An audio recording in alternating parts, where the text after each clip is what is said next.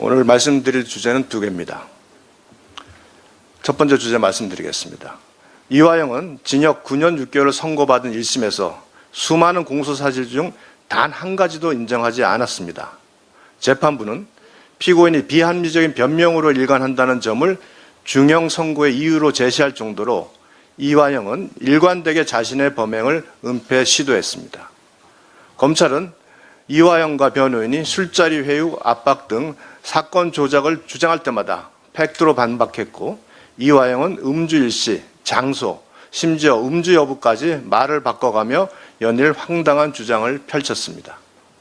지난 10월 2일 청문회는 피고인 이화영이 그간 법정에서 해왔던 거짓 주장을 앵무새처럼 반복하는 일방적인 변명의 장이자 당대표 방탄을 위해 사법을 정치로 끌어들인 민주당의 상권 분립 훼손의 장이었습니다.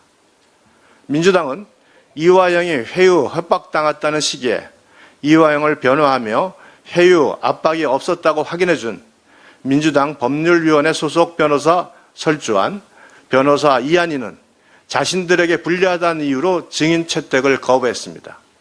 일방적으로 이화영, 이재명에게 유리한 증인만 신청해 이화영 거짓 주장만 늘어놓게 하며 이재명 대표 보호에 급급했습니다.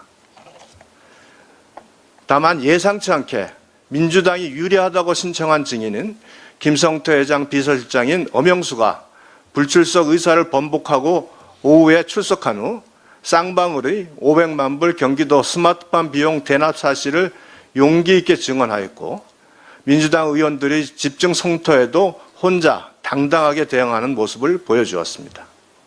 엄영수의 증언과 이화영과 변호인의 녹음 파일에서 이화영이 공개되길 두려워하는 과거 김성태가 이재명 재판 당시 2심 재판부에 로비를 한 사실, 이해찬 등이 이재명을 도와주고 있는 광장이라는 조직에 비용을 댄 사실, 이재명에게 후원금을 기부한 사실이 이화영 육성으로 공개된 것이 지난 검사 탄핵 청문회의 유일한 성과입니다.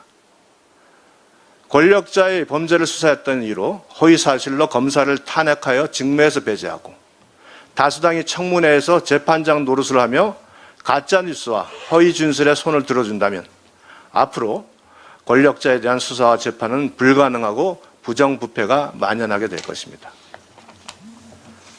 두 번째 주제 말씀드리겠습니다. 지난 6월 쌍방울 불법 대북 송금과 관련해 제3자 뇌물 혐의 등으로 재판에 넘겨진 민주당 이재명 대표가 최근 법원에 재판부 재배당 요청을 한 것으로 알려졌습니다.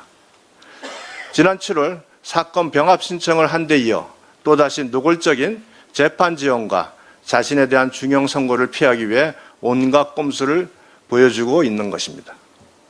이에 발맞춰 민주당 이건태 의원도 9월 30일 형사소송법 개정안을 대표 발의하였는데, 형사소송법 제17조 법관 제척사유에 공범에 대한 공소 제기 전 유죄를 선고하거나 기초가 되는 조사 심리에 관여한 경우를 추구하는 내용입니다.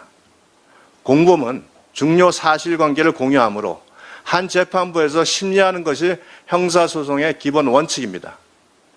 이건태 의원 안대로 한다면 보이스피싱 범죄, 조폭 범죄 등 다수의 공범들이 있는 경우 한 재판부에서 일부 공범들에 대해 유죄를 선고하게 되면 추가 검거되어 기소된 공범들은 모두 다른 재판부에서 재판하는 것이 반복되는 말도 안 되는 상황이 벌어집니다. 법관의 예단 방지라는 지나가는 소도 웃을 만한 이유를 대고 있으나 누가 봐도 이재명 대표의 형사처벌을 모면하기 위한 이재명 대표만을 위한 방탄 법안임이 분명합니다.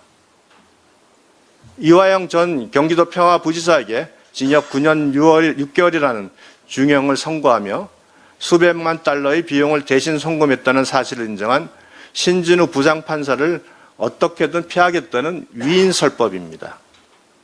헌법기관이라는 국회의원이 오로지 국민을 위해 사용해야 할 입법권을 헌법 가치와 상식을 무시하며 오로지 당대표만을 구하기 위해 악용하는 부끄럽고 낯뜨거운 모습이며, 이는 명백히 형사 피고인이 판사까지 멋대로 선택하겠다는 반헌법적인 태도입니다. 마치겠습니다.